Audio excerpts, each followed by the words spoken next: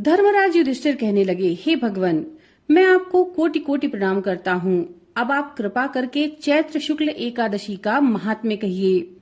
श्री कृष्ण कहने लगे, हे धर्मराज, यही प्रश्न एक समय राजा दिलीप ने गुरु वशिष्ठ जी से किया। जो समाधान उन्होंने दिया वो मैं तुमसे कहता हूँ। प्राचीन काल में भोगीपुर नाम का एक नगर था। वहाँ पे बहुत ऐश्वर्यों से युक्त पुंडरीक नाम का एक राजा राज्य करता था। भोगीपुर में बहुत अप्सराएं, किन्नर, गंधर्व वास करते थे। उनमें से थे एक ललित और ललिता। बहुत ही वैभवशाली घर में वे निवास करते थे। दोनों में बहुत प्रेम था, यहाँ तक कि वे दोनों किसी भी कारण से अगर अलग अलग जाना पड़े उन्हें तो वे व्याकुल हो जाते थे। एक समय पुंडरीक की सभा में अन्य गंधर्वों के साथ ललित भी गान कर रहा था। गाते गाते उसे अपनी प्रिय ललिता का ध्यान आ गया और उसका स्वर भंग होने लगा, जिसके कारण से गाने का स्वरूप ही बिगड़ गया। ललित के मन के भाव जानकर कारकोट नामक नाग ने पद भंग होने के कारण राजा से कह दिया।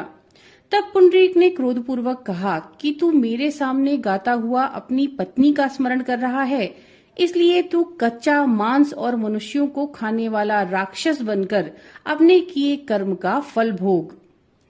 अब पुंडरीक के श्राप से ललित उसी क्षण महाकाय विशाल राक्षस हो गया। उसका मुख अत्यंत भयंकर, नेत्र सूर्य चंद्रमा की तरह प्रदीप्त और मुंह से अग्नि निकलने लगी। उसकी नाक पर्वत की कंदरा के समान विशाल हो गई और गर्दन पर्वत के समान लगने लगी। सिर के बाल पर्वतों पर खड़े वृक्षों के समान लगने लगे और भुजाएं बहुत लंबी हो गईं। कुल मिलाकर उसका शरीर 8 योजन के विस्तार में हो गया। इस प्रकार से वो राक्षस हो गया और बहुत सारे दुखों को भोगने लगा। जब उसकी प्रियतमा ललिता को ये वृत्तांत पता चला तो उसे बहुत दुख हुआ और अपने पति के उद्धार के लिए प्रयत्न सोचने लगी। वो राक्षस अनेक प्रकार के घोर दुखों को सहता हुआ घने वनों में रहने लगा। उसकी पत्नी भी उसके पीछे पीछे जाती और विलाप करती। एक बार ललिता अपने पति के पीछे घूमती घूमती विंध्याचल पर्वत पर जाकर पहुंची, जहां पर ऋषि श्रृंगी का आश्रम था। ललिता शीघ्र ही श्रृंगी ऋषि के आश्रम में गई और वहां जाकर विनीत भाव से प्रार्थना करने लगी। उसे देखकर श्रृंगी ऋषि बोले, हे सुभगे, तुम कौन हो? यहाँ किस लिए आई हो? ललिता बोली, हे मुने, मेरा नाम ललिता है।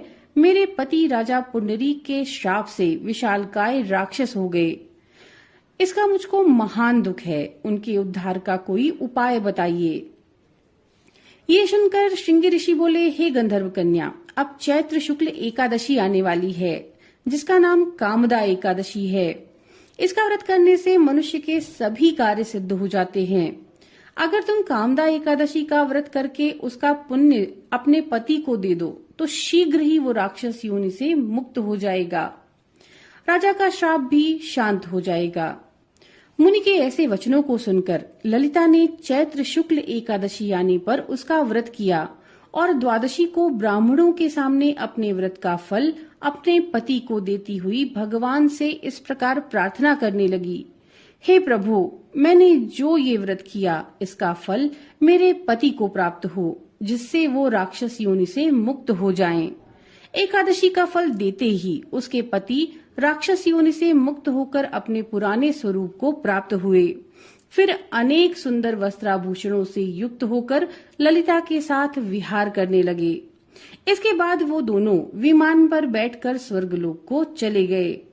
वशिष्ठ मुनि कहने लगे, हे राजन, इस व्रत को विधि पूर्वक करने से सभी प्रकार के पापों का नाश हो जाता है और राक्षस आदि योनि भी छूट जाती है। संसार में इसके बराबर कोई और दूसरा व्रत नहीं है। इसकी कथा को पढ़ने या सुनने से वाजपेयी यज्ञ का फल प्राप्त होता है। तो भक्तों, ये थी कामदा एकादशी की व्रत कथा। नमो नारायण।